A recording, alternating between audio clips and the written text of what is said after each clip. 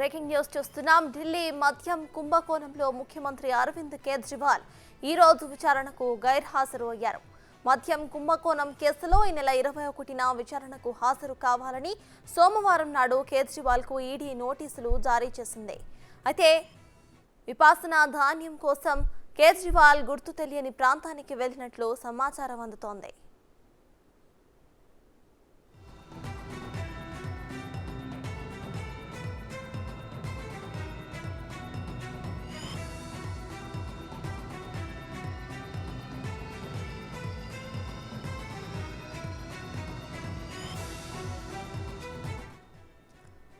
ఢిల్లీ మద్యం కుంభకోణంలో ముఖ్యమంత్రి అరవింద్ కేజ్రీవాల్ ఈ రోజు విచారణకైతే గైర్హాజరయ్యారు. ఇదే విషయంపై పూర్తి అప్డేట్స్ ను మా ప్రతినిధి శివ ఢిల్లీ నుండి లైవ్ లో అందించడానికి రెడీగా ఉన్నారు.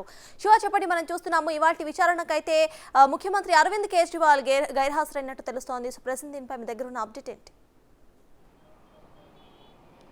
రైట్ సర్టాజ్, ఇక ఢిల్లీ లిక్కర్ స్కామ్ కేసులో ఆరోపణలు ఎదుర్కొంటున్న ఢిల్లీ సీఎం అరవింద్ కేజ్రీవాల్కు ఈడీ అధికారులు నోటీసులు జారీ చేశారు. సోమవారం నోటీసులు జారీ చేసి ఈరోజు విచారణకు హాజరు కావాలంటూ కూడా సమన్లు జారీ చేసిన నేపథ్యంలో అరవింద్ కేజ్రీవాల్ గతంలోనే ఏదైతే ఈడీ నోటీసులు జారీ చేయడానికి ముందే 2 రోజుల తర్వాత మెడిటేషన్ కోసం, అంటే విపాసన ధ్యానాని కోసం, మెడిటేషన్ ఒక ట్రీట్మెంట్ కోసం వెళ్తున్నారంటూ కూడా ఆ సోషల్ మీడియా వేదికగా కూడా పార్టీ వర్గాలు షేర్ చేశాయి.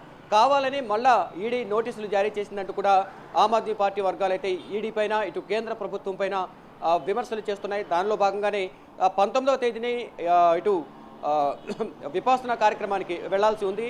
అంటే మెడిటేషన్ కార్యక్రమానికి, ధ్యాన కార్యక్రమానికి వెళ్లాల్సి ఉంది. అంటే ఆరోగ్యరీత్యా మెడిటేషన్ తీసుకోవాలని డాక్టర్లు సూచించిన నేపథ్యంలో ఈ కార్యక్రమాన్ని ముందుగానే పురమాయించుకున్నారు.